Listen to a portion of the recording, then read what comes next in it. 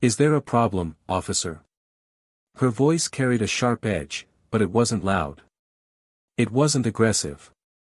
It was the kind of tone that demanded attention without asking for permission. She stood her ground, shoulders squared, her chin slightly raised. But he didn't hear her words, he heard her defiance. That's what made him pause, even if only for a heartbeat. And that heartbeat? That hesitation? It was enough to make him angry. He leaned in slightly, close enough for her to catch the faint scent of coffee mixed with arrogance. His eyes scanned her from head to toe, lingering just long enough to make her feel the weight of his gaze. Then his mouth twisted into a smirk, the kind of smirk that people like him wore like armor. You people always have a problem, he said slowly, emphasizing each word like they were bullets meant to wound. He shifted the cup of steaming coffee in his hand, letting the heat of it radiate between them. Always running your mouths. Always acting like you own the place. But guess what? You don't. Her breath was steady, even as her heart raced. She knew men like him. She had faced them before, on the streets, in boardrooms, even in courtrooms. But this? This was different. This wasn't just an insult. It wasn't just words. She could feel the tension in the air, thick and suffocating, and yet, she refused to give him what he wanted. I asked you a question, she said again, slower this time. And that's when it happened. Without warning, he jerked his arm. The coffee flew before she could move, a dark wave of scalding liquid cutting through the cold morning air. It hit her face with a force that stole her breath, the burning heat making her skin scream. She stumbled back, her hand flying up to her cheek as the pain seared through her. Behind her, voices murmured, too quiet, too distant. People stared. She could feel their eyes, their judgment, their fear. But no one stepped forward. No one said a word. And he knew that. That's why he took another step toward her, towering over her like a shadow. Not so tough now, are you? His voice was sharper now, colder. The smirk was gone, replaced by something darker, something almost gleeful. Maybe next time, you'll learn to keep your mouth shut. Her skin was still burning, but it wasn't the heat that made her eyes sting. It wasn't the pain that made her fists clench at her sides. It was the humiliation. The raw, biting humiliation of standing there, drenched in coffee, while the world watched and did nothing. And then he turned his back on her. He didn't look over his shoulder. He didn't hesitate. He just tossed the empty cup into the trash can like it was nothing. Like she was nothing. But she wasn't nothing. She wasn't just another face in the crowd, another victim to be silenced. She wasn't someone who would let this moment define her. Because what he didn't know, what he couldn't even begin to imagine, was that she was the one person he should have feared most. He didn't know about the badge hidden under her coat. He didn't know about the years she'd spent proving herself, breaking barriers, and rising through ranks that were never meant for someone like her. He didn't know about the battles she'd already won or the battles she was prepared to fight. He didn't know that in less than 24 hours, he would be standing in front of her again. But this time, it wouldn't be with the same smug look on his face. No, this time, he'd be the one sweating under the spotlight. This time, it would be his actions, his arrogance, his cruelty, that would be exposed. And when the truth came out, the cameras would be rolling. The microphones would be live. And there wouldn't be a single corner for him to hide in. Because some people think power is permanent. They think authority is unshakable. They think that as long as they wear a badge, they can get away with anything. But what happens when the tables turn? What happens when the person you humiliated is the one holding your future in her hands? This isn't just a story about revenge. It's a story about justice. About what happens when hate meets consequence. About what happens when the world sees the truth, and refuses to look away. One cup of coffee. One moment of cruelty. And one woman who refused to be broken. But the question is, how does this story end? And more importantly, what will it cost him? At Plough of Twist, we stand firmly against racism, discrimination, and injustice of any kind. This channel is a safe space where stories are told to inspire, empower, and shed light on real issues that matter. To all our Black viewers, your voices, experiences, and dreams matter deeply. We see you. We support you. And we are committed to amplifying stories that honor your strength and resilience. Now, get ready for a gripping story that will keep you on the edge of your seat. Don't forget to subscribe to our channel and hit the like button if you enjoy the content. Let's dive into today's story. You won't want to miss this one. The air inside the precinct was thick with the smell of stale coffee and old paper, a scent that seemed to cling to every corner of the building. Officers moved through the hallways, their boots clicking against the scuffed linoleum floors, their voices echoing faintly off the walls. It was a place built on routine, discipline, and the unspoken understanding that power didn't just rest in badges and guns, it lived in the way people carried themselves, the way they looked at you, the way they talked to you. And nobody carried himself with more confidence than Officer Daniel Hayes.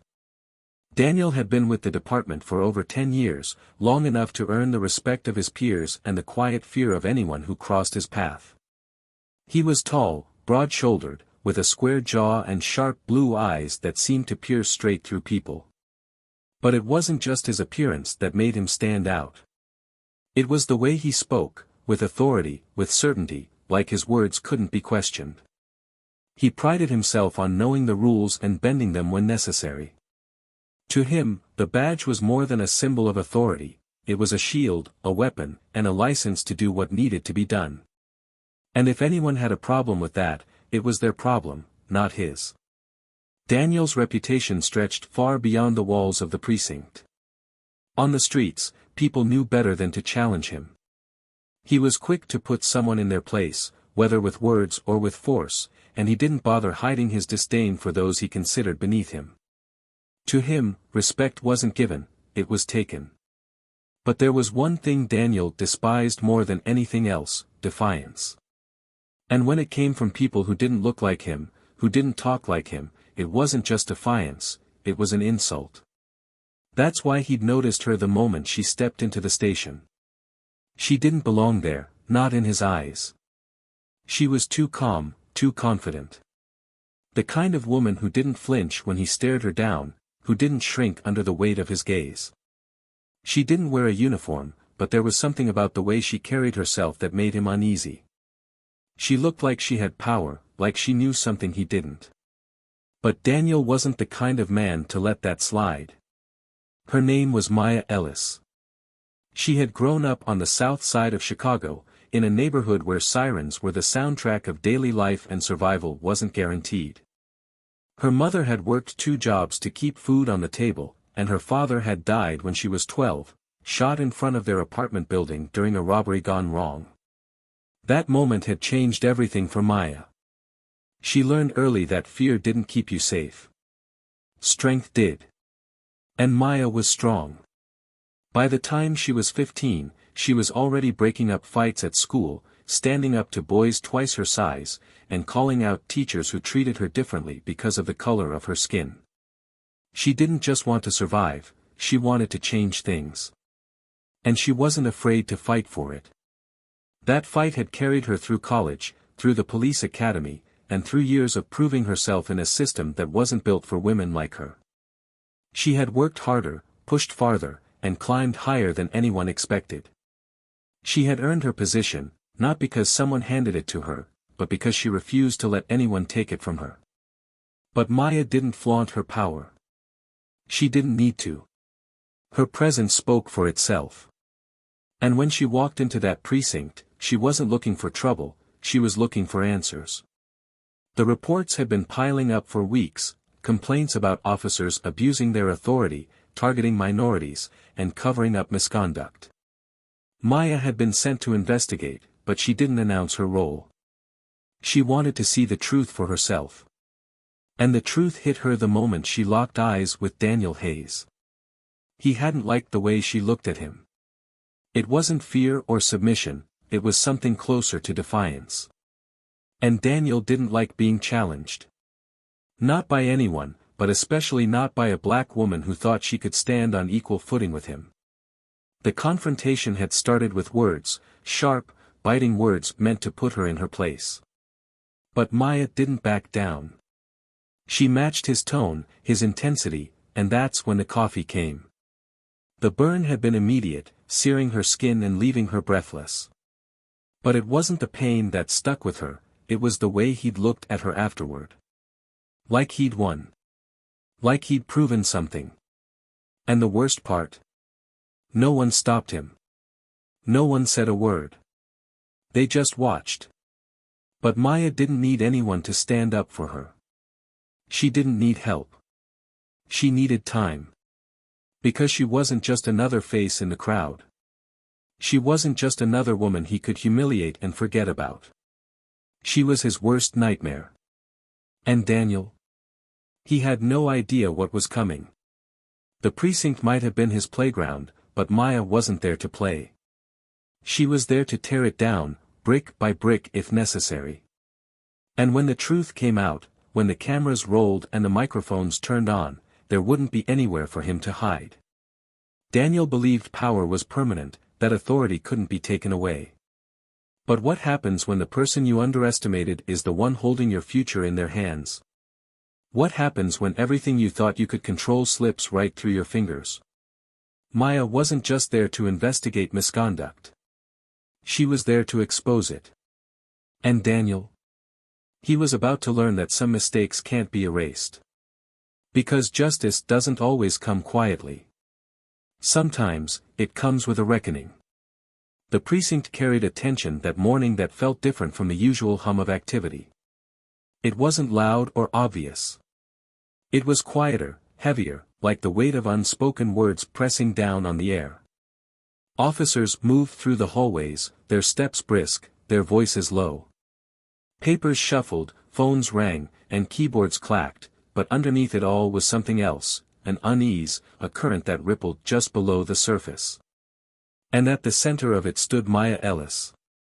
She leaned against the edge of the counter near the break room, her fingers loosely wrapped around a cup of coffee that had long since gone cold. Her skin still carried a faint trace of redness, barely visible now but enough to remind her of the heat, the sting, the humiliation. She resisted the urge to touch her cheek, to check if it still felt raw.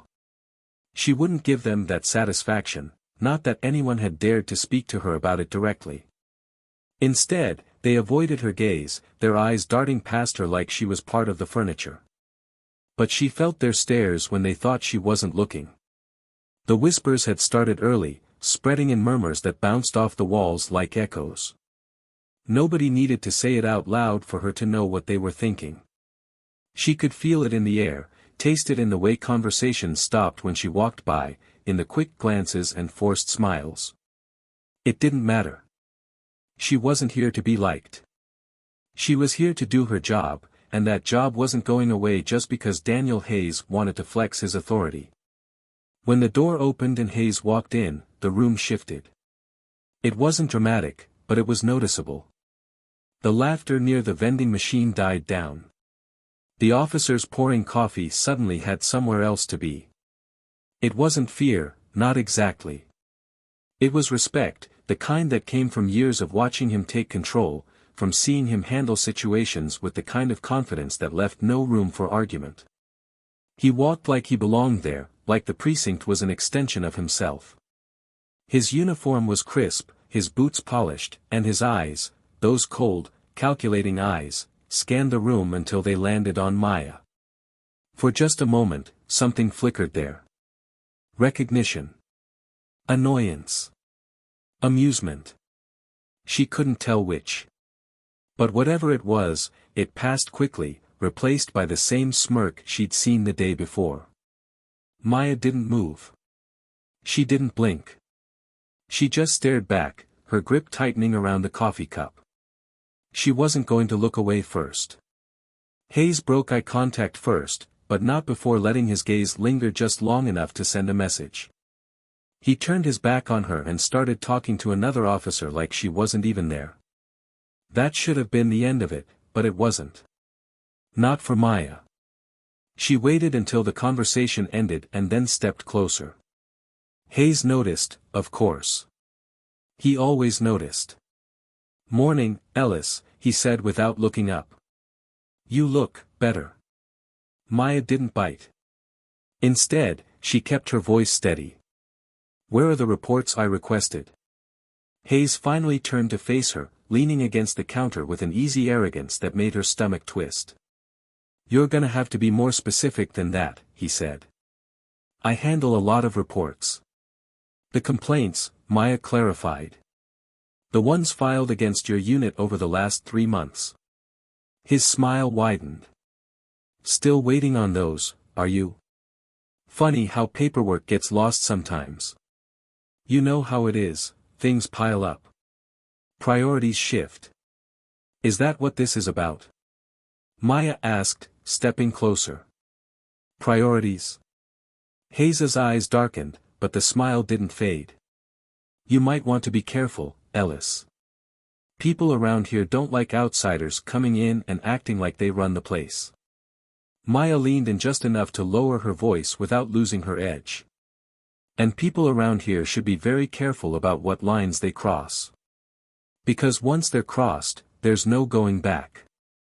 The tension between them thickened, pulling in the attention of the officers nearby.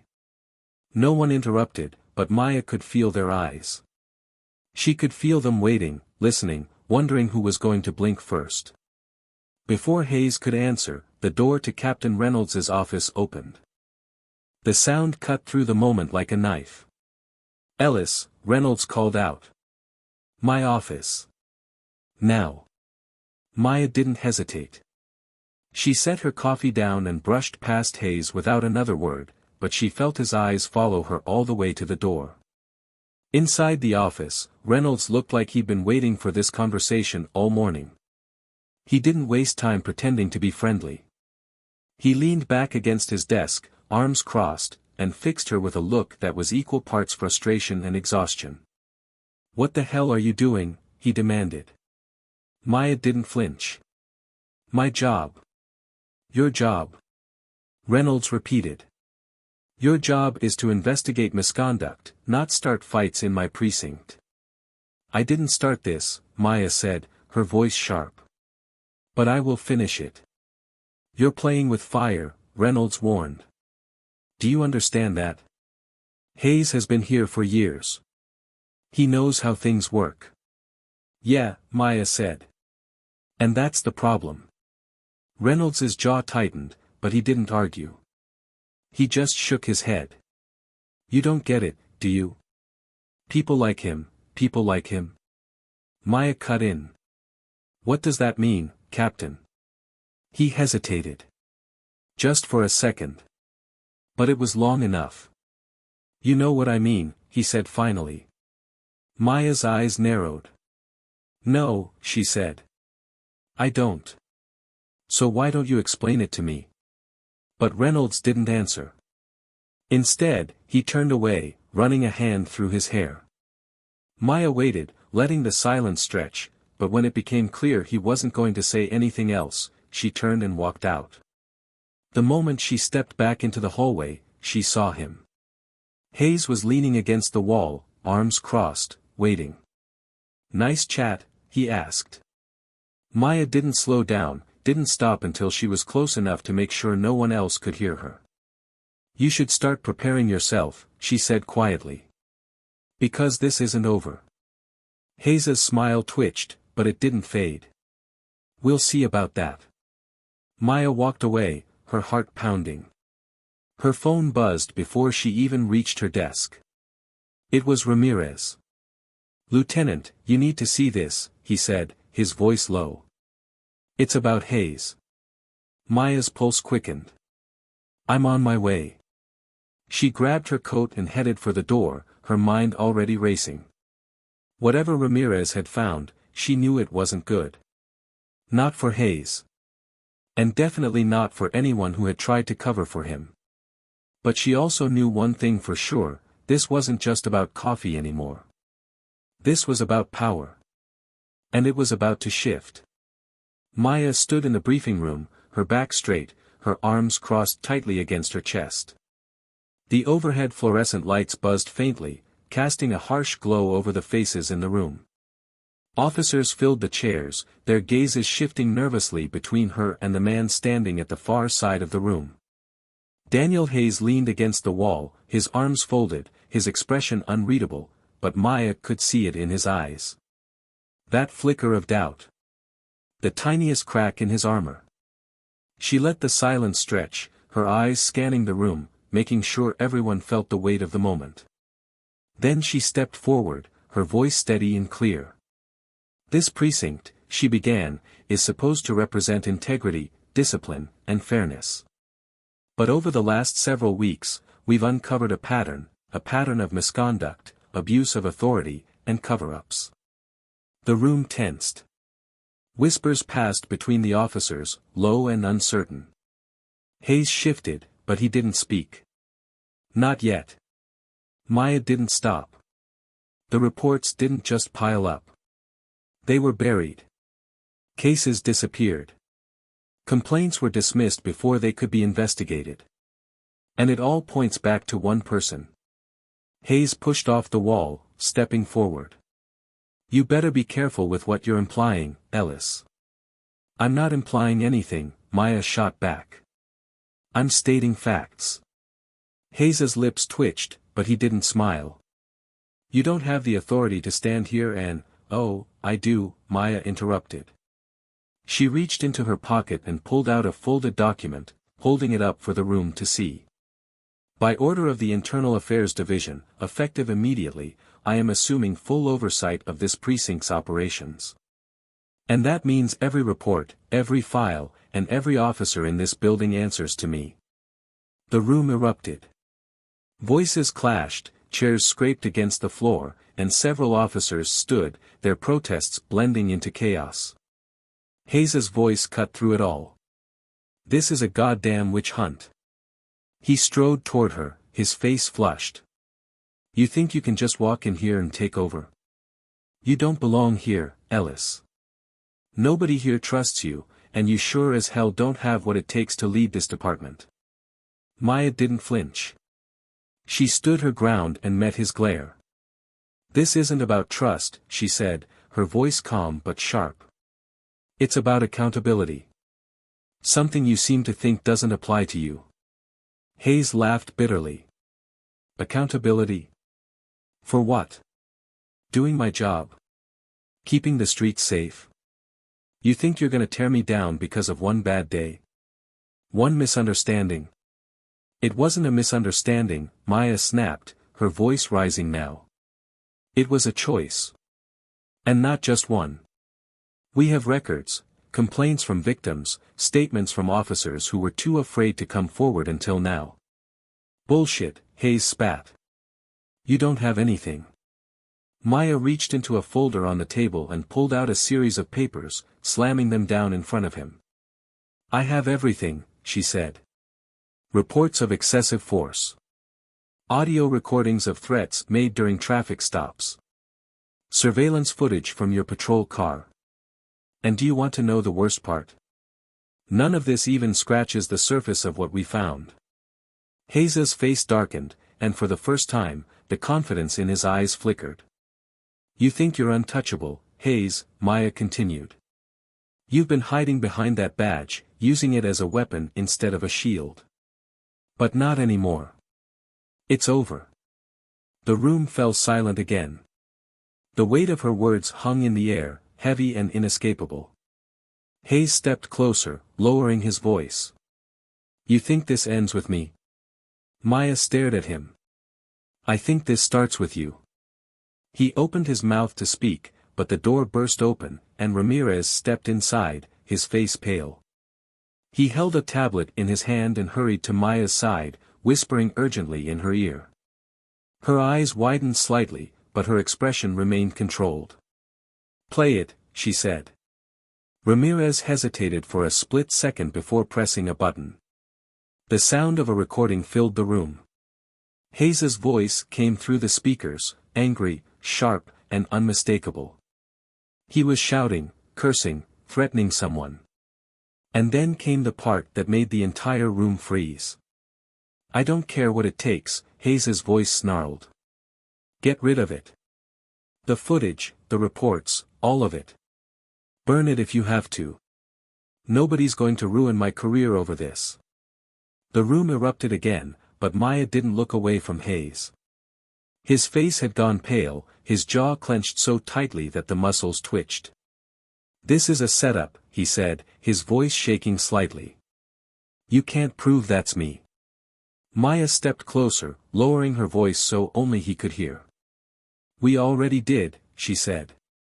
Hayes's eyes darted around the room, looking for support, but no one spoke. No one moved.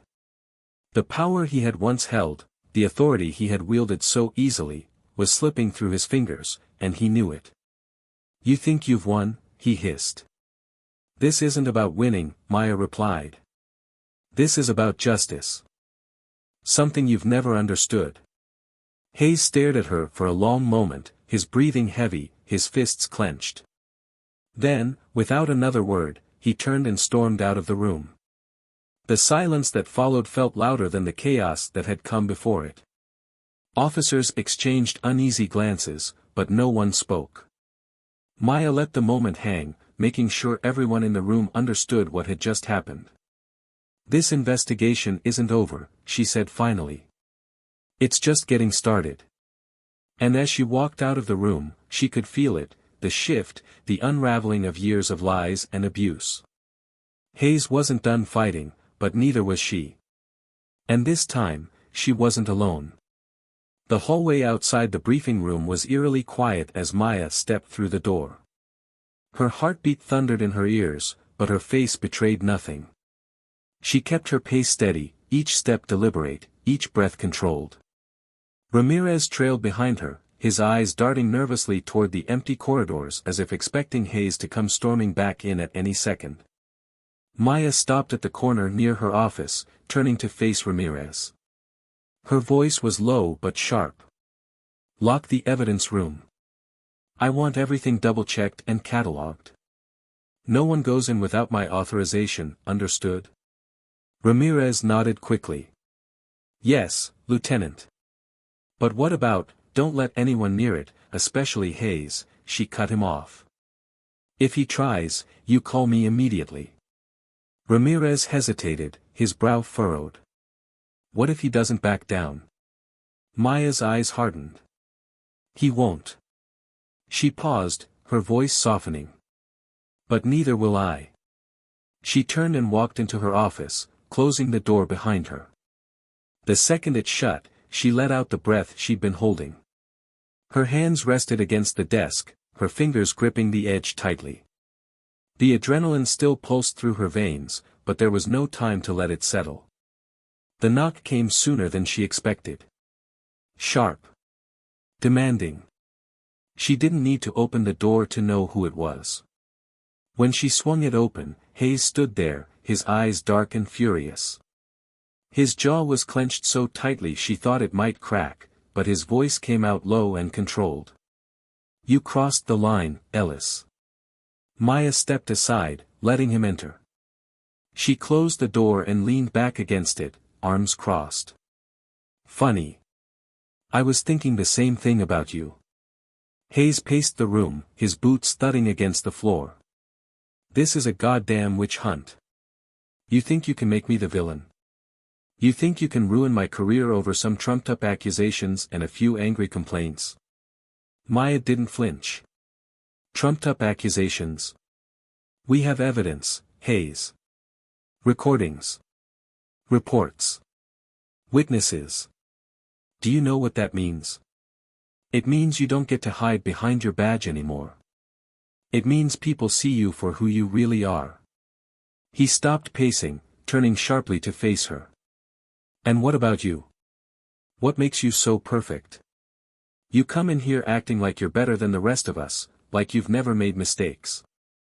Maya stepped closer, her voice steady but sharp. "I never burned evidence. I never threatened victims. And I sure as hell never threw coffee in someone's face because I thought I could get away with it. Hayes's face flushed red. You think you're untouchable, don't you? Maya's voice dropped, the words cutting through the air like a blade. No. But I think you're finished. For a moment, neither of them spoke. The tension hung so thick it felt suffocating.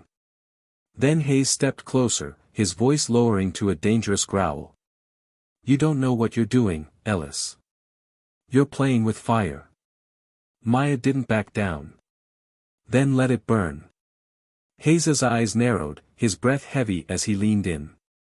You think they're going to let you win? You think the people upstairs are on your side? I've been here longer than you, and I know how this place works. They'll bury this investigation before it even sees daylight. And when they do, you'll be the one left standing in the ashes. Maya's lips tightened. I'm not afraid of ashes. The words hung between them, heavy and final. Hayes stared at her, his fists clenching at his sides before he finally turned and stormed out of the office, slamming the door behind him. Maya let out a slow breath, but the moment of relief was short-lived.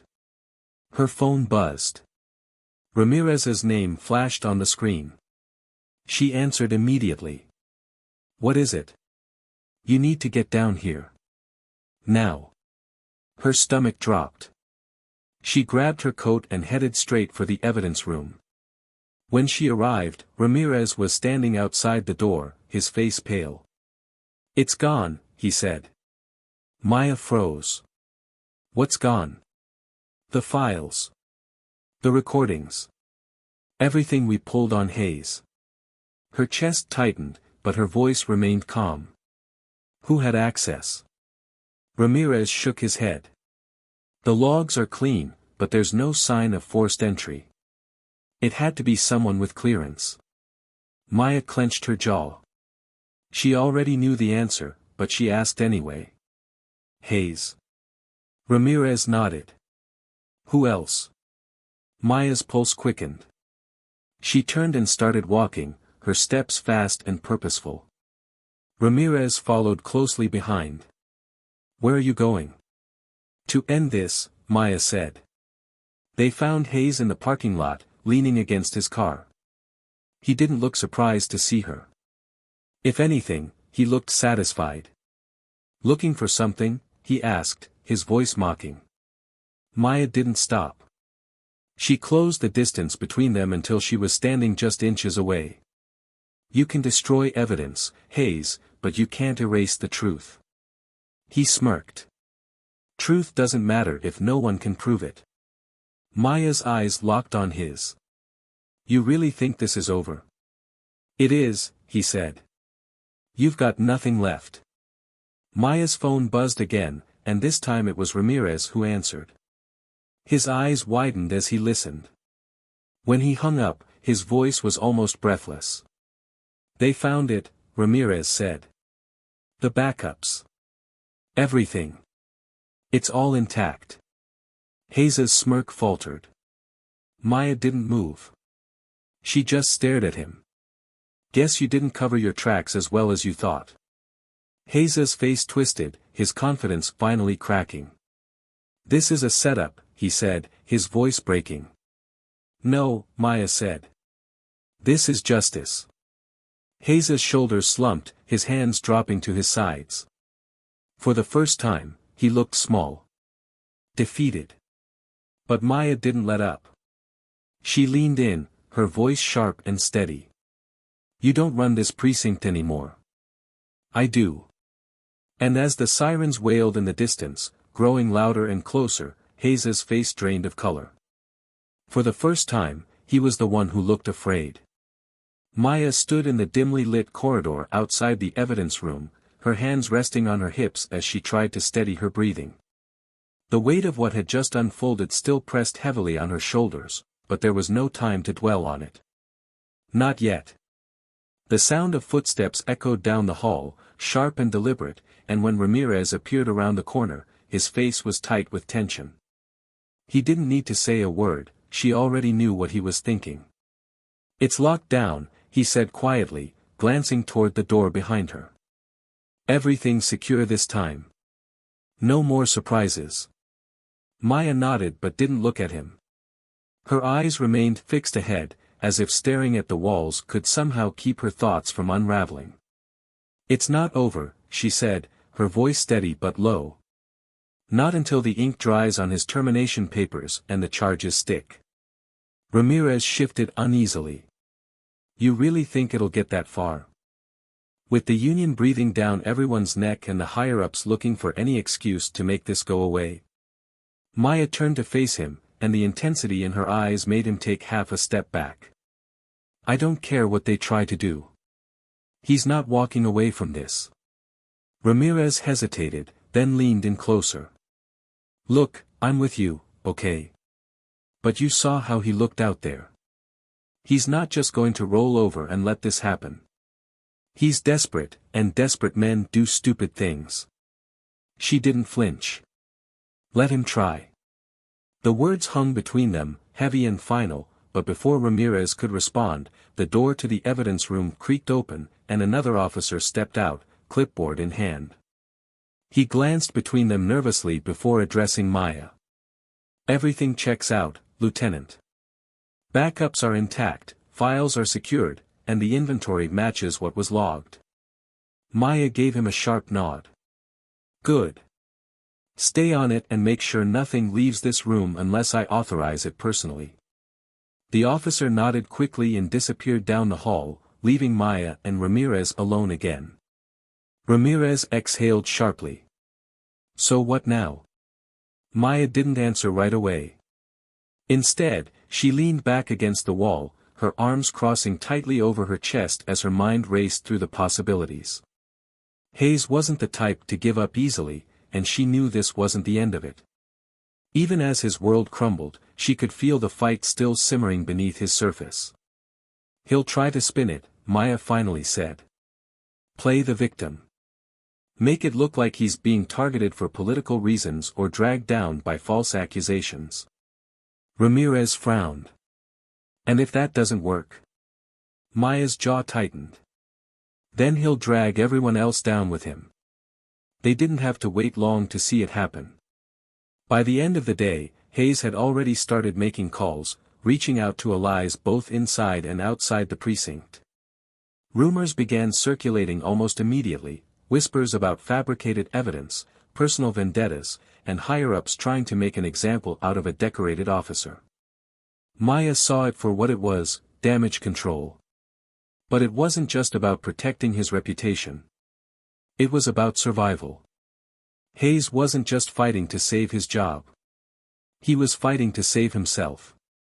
The next morning, Maya walked into the precinct to find Hayes already there, sitting in one of the empty briefing rooms with his lawyer. Through the glass window, she could see him leaning back in his chair, his arms crossed as he spoke in low, measured tones. His eyes flicked up and met hers, and for a moment, she saw the defiance still burning behind them. Ramirez appeared at her side. "You see this?" "I see it," Maya replied. "They're calling for arbitration," Ramirez said. "Trying to delay everything and tie this up in red tape." Maya didn't look away from Hayes. "They can try." The door to the briefing room opened, and Hayes's lawyer stepped out, brushing past Maya without so much as a glance. Hayes followed a moment later, stopping just short of her. "You really think you've won?" he said quietly, his voice low enough that no one else could hear. "You think one recording and a stack of paperwork is enough to take me down?" Maya didn't blink. "I think it's a start." Hayes leaned in closer, his voice tightening. "I know people, Ellis. People who owe me favors. People who can make this whole thing disappear." She stared at him, unflinching. "You're out of favors, Hayes. And you're out of time." He stepped back, his smirk faltering for just a second before he turned and walked away. But Maya felt the weight of his words long after he was gone.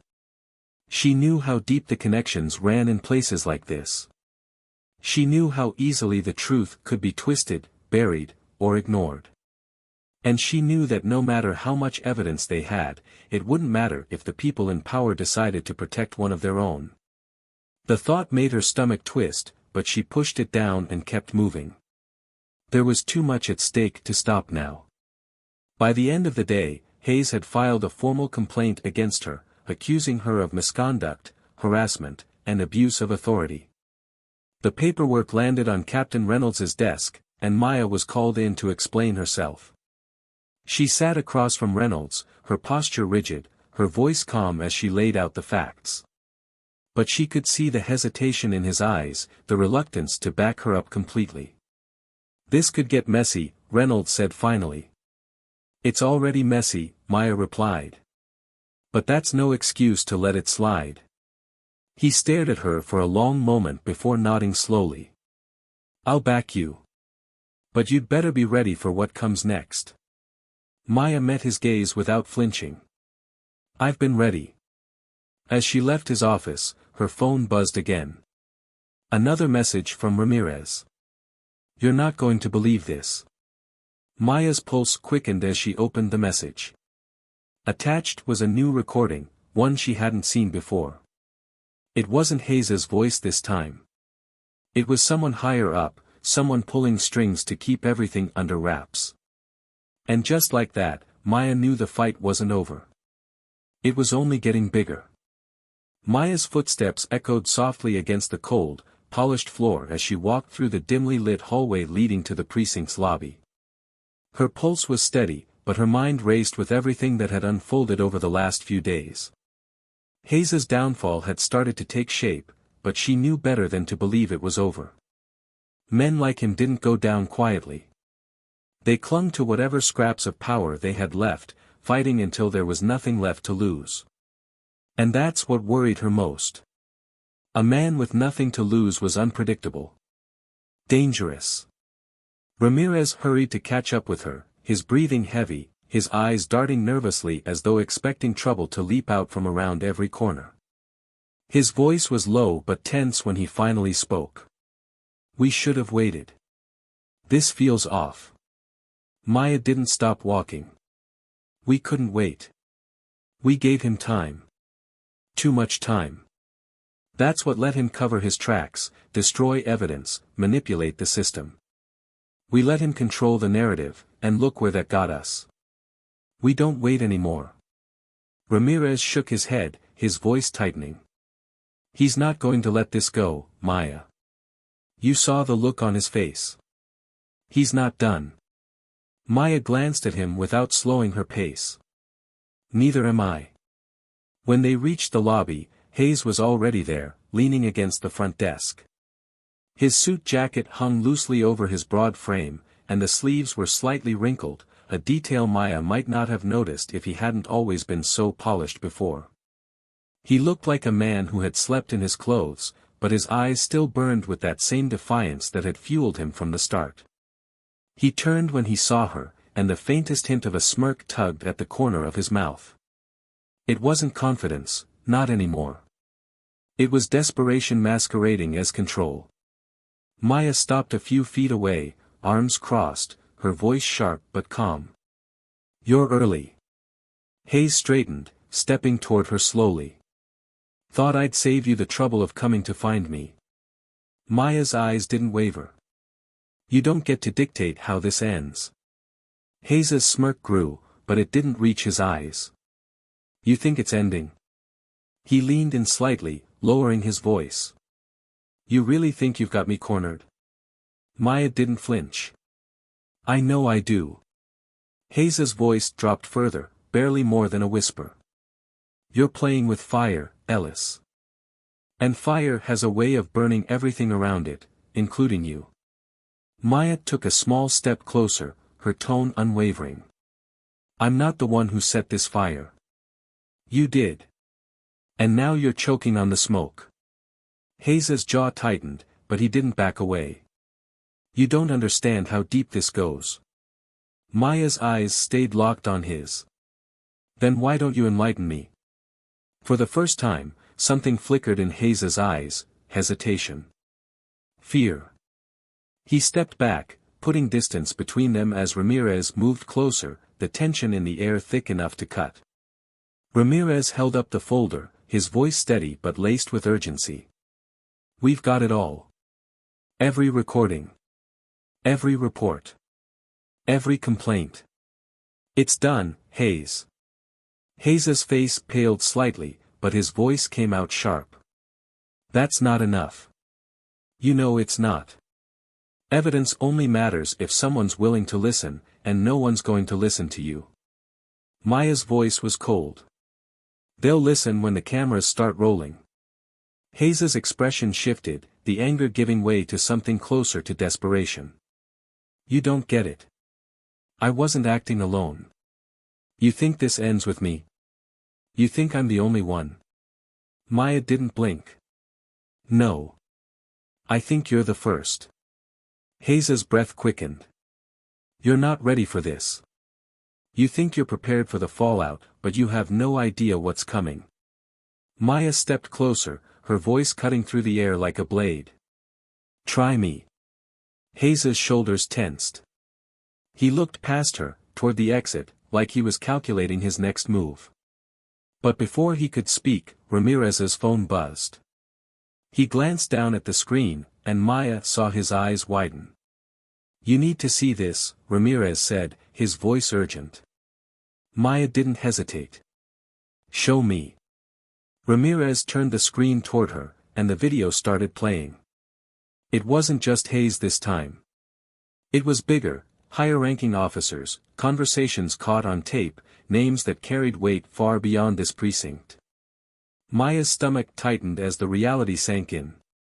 Hayes wasn't bluffing. He wasn't just trying to scare her. This went deeper than she had imagined. Hayes's voice broke through the tension. "Now do you see? You can't win this fight. They'll bury you before they let you bring this out." Maya looked up, her eyes sharp. "Then let them try." Hayes shook his head, his voice breaking slightly. "You don't get it. You think exposing this makes you a hero? It doesn't. It makes you a target." Maya didn't back down. "Good." The words hit Hayes harder than she expected. He stared at her for a long moment, and something shifted in his expression, resignation, maybe, or fear masked as anger. He took a step back, his voice quieter now. "I hope you know what you're doing, Ellis. Because once this starts, there's no stopping it." Maya's voice stayed steady. "It's already started." Hayes didn't respond. He just turned and walked away, his footsteps echoing through the lobby as the weight of his words lingered in the air. Ramirez spoke quietly. "Do you think he's right? That they'll bury this?" Maya's gaze stayed fixed on the door Hayes had just walked through. "Let them try," she said again, but this time, her voice was softer, heavier. Because she knew Ramirez wasn't wrong. Hayes wasn't wrong. The fight wasn't over, not even close. It was bigger now, messier. And the closer they got to the truth, the harder the pushback would be. But Maya wasn't backing down. Not now. Not ever. Maya stood near the large window in her office, staring out at the street below. The world outside moved on as if nothing had happened. Cars honked, pedestrians crossed intersections, and life flowed uninterrupted. But inside the precinct, everything felt like it was teetering on the edge of collapse. She could still hear the echo of Hayes's footsteps as he left, the weight of his words pressing against her chest. Her reflection stared back at her in the glass, steady, unflinching, but she could feel the storm building inside her. Ramirez knocked softly before stepping in, his face pale but determined. "They're talking. It's already spreading." Maya turned, her voice sharper than she intended. "What are they saying?" Ramirez exhaled, running a hand through his hair. "Some of them think you've gone too far. That this investigation is personal. That you're making it about you instead of the truth." Maya's jaw tightened, but her voice remained steady. "And the others?" Ramirez hesitated. "Some are scared. They're worried that if Hayes goes down, they'll go down with him. They're already distancing themselves, trying to cover their tracks. But there are a few, he stopped, choosing his words carefully, who are rooting for you. Quietly. Maya nodded, her arms crossing as she leaned back against the desk. It was what she expected. Fear was contagious, but so was hope. She just had to make sure the right one spread faster. Ramirez stepped closer, lowering his voice. I don't think he's done, Maya. He's too calm. Too quiet. He knows something. Maya met his eyes. So do we. Before Ramirez could respond, the phone on Maya's desk rang. She answered quickly, the voice on the other end tense and hurried. It was from Internal Affairs.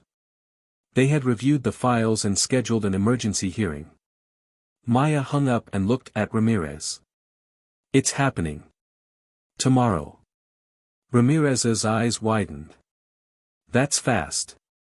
Too fast. She could feel it. The pressure. The desperation. Someone was pushing to end this before it spiraled out of control. But Maya wasn't backing down. Not when they were this close. The next morning, the conference room buzzed with tension. Maya sat at the far end of the long table, her hands folded in front of her. Hayes sat across from her, his lawyer at his side, and for the first time since this all started, he looked like he was barely holding it together. The room fell silent as the lead investigator stepped in, placing a thick file on the table and opening it slowly. The evidence had been reviewed, and the case against Hayes was stronger than even Maya had realized. But there was more. The investigator cleared his throat, flipping to the next page, his voice heavy. We also uncovered additional recordings implicating other members of the department. It appears this pattern of misconduct wasn't isolated. It was systemic. A murmur rippled through the room, but Maya stayed focused, her eyes locked on Hayes. He shifted in his seat, his knuckles white as he gripped the edge of the table. His lawyer spoke quickly. This is hearsay. You can't prove. We can, the investigator interrupted. And we will. Hayes leaned in, his voice low and sharp. You think this makes you a hero? Maya's voice was just as sharp. No. But it makes you accountable. Hayes's lawyer whispered something in his ear, but Hayes shook his head, his voice breaking slightly when he spoke again. You think they care about you? About what you're doing? They're going to chew you up and spit you out the second this gets out of hand. Maya didn't blink. Then let them. Hayes leaned back, shaking his head. You're not ready for this fight. I've been fighting my whole life, Maya shot back. You just never noticed. The investigator continued, outlining the charges and recommending immediate suspension pending formal termination.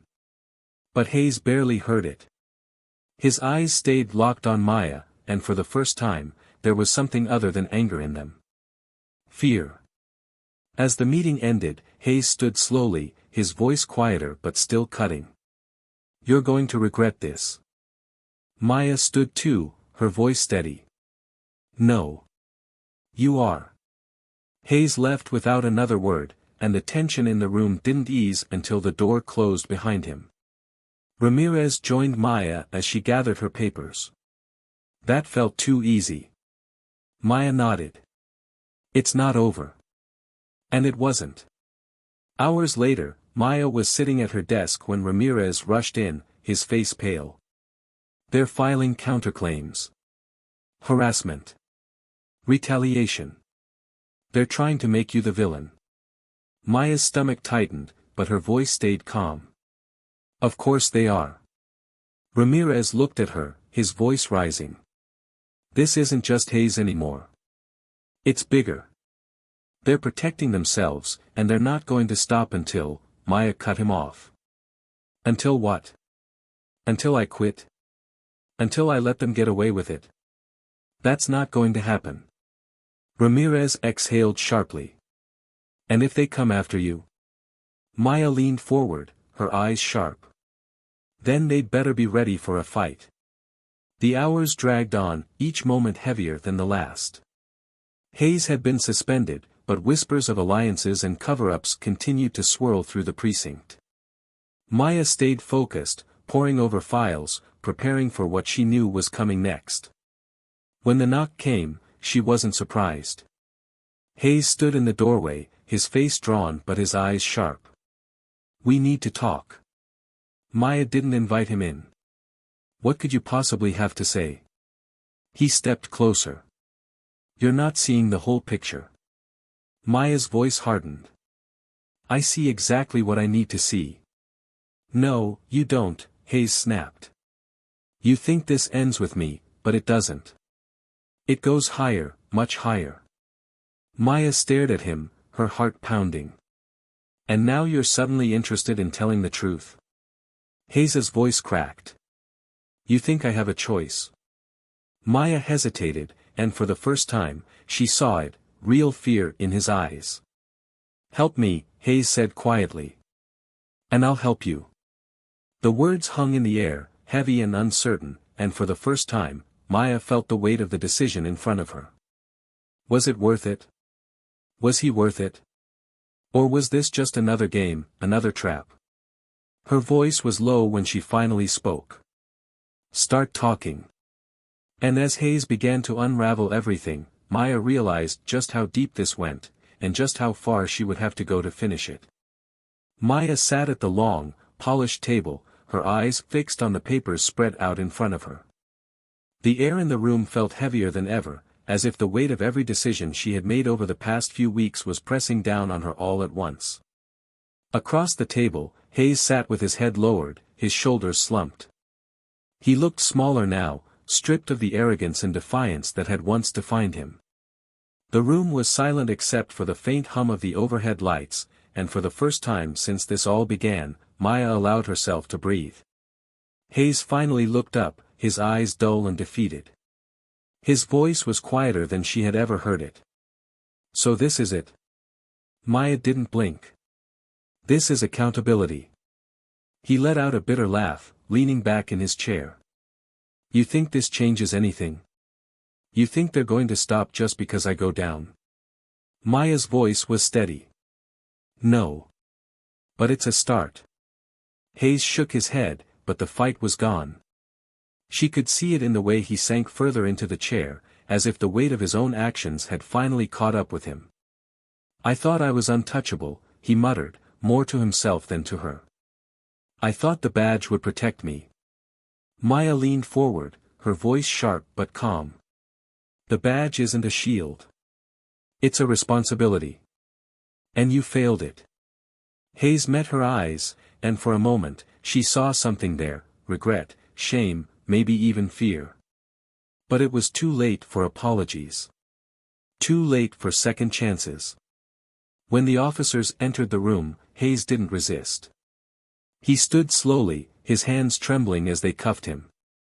The sound of the handcuffs snapping shut echoed through the room, and Maya didn't look away.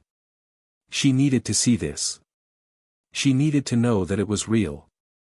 As they led him out, Hayes glanced back one last time, his voice barely above a whisper. "Good luck, Ellis." She didn't respond. Instead, she turned back to the papers, her fingers tightening around the edges. There was still more to do. Reports to finalize, cases to reopen, names to uncover. Hayes was just the first domino, but the chain reaction had already started. Ramirez entered the room, his expression a mix of relief and exhaustion. "It's done," he said softly. "He's out." Maya nodded, but she didn't relax. "Not yet." "What about the others?" Ramirez placed a stack of files in front of her. "Internal Affairs is moving forward with investigations. Some of them are already on administrative leave. It's going to take time, but they're not getting away with it." Maya exhaled slowly, letting the words sink in.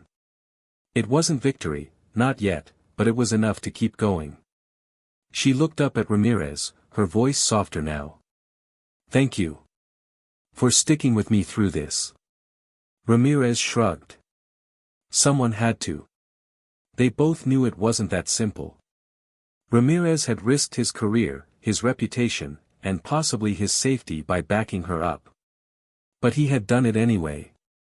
As Maya stood and gathered her things, Ramirez hesitated. So what now? Maya slung her bag over her shoulder and looked him in the eye. Now we rebuild. The precinct was quieter than usual as Maya walked through the halls, her footsteps echoing in the emptiness. Some officers looked at her with respect, others with uncertainty, but no one ignored her anymore. She had earned her place, not through force or intimidation, but through perseverance and integrity. And they knew it. She stopped outside the evidence room, her hand resting on the doorframe. It felt different now. Lighter. As if the walls had finally exhaled after holding their breath for so long. When she stepped outside, the sunlight hit her face, warm and steady. She closed her eyes for just a moment, letting herself feel it. The fight wasn't over, but for the first time in weeks, she felt like she could breathe. Maya's story isn't just about one corrupt officer or one broken system. It's about accountability. It's about standing up when it's easier to stay silent. It's about fighting even when the odds are stacked against you. But it's also about choices. Hayes made choices that led to his downfall, choices rooted in arrogance, entitlement, and the belief that he could act without consequences. And Maya made choices too, choices to fight back, to push forward, to believe that justice was worth the risk. And that's the question we're left with, isn't it? What choices would you make? Would you stand up, even if it meant standing alone? Would you fight for what's right, even when it feels impossible? The truth is, change doesn't happen all at once. It happens in moments, in decisions, in small victories that build into something bigger. And it starts with people like Maya, people who refuse to give up. So now it's your turn. What did this story make you feel? What would you have done in Maya's place? Share your thoughts in the comments below. We want to hear from you. And if you want more stories like this, stories that challenge, inspire, and make you think, make sure to subscribe to our channel, Tales of Twist. Don't forget to hit that like button and turn on notifications so you never miss what's coming next. Because trust me, there's always another twist waiting.